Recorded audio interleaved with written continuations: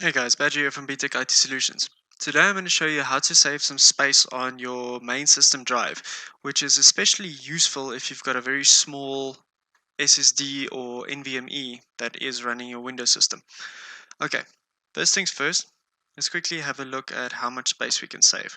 As you can see right now on this drive, I've got 23.9 gigs free, and it would be nice if I can get some more. So let's open up the drive. Okay, so first thing we do is we go to View, Options. And then on the new window, we go to View again, and we say Show Hidden Files and Folders. Okay, now if we just move this across a bit, and so Apply, you can see some of the Windows hidden files have started coming up, like program data and so on.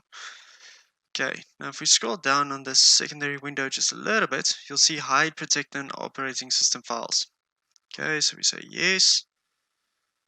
We want to show them, say Apply, and now suddenly you've got a hiberful.sys file. Now, what this file is basically just a swap file for when you use Hibernate. So if you use Hibernate or Sleep, then I'd recommend not doing the following trick.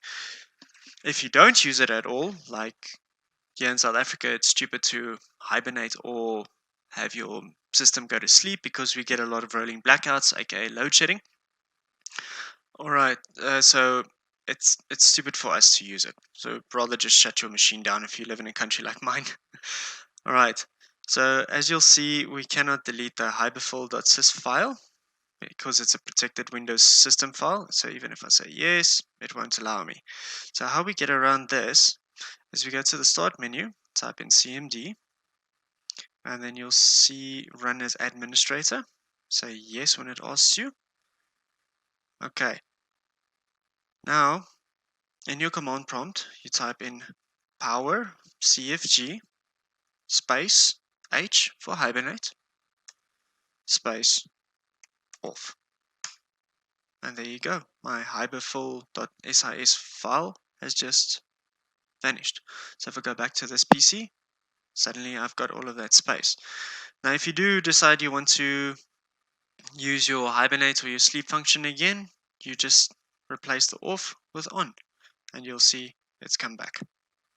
Alright, as you can also see, the size of my file is 6 gig. That directly correlates to the amount of system memory you've got in.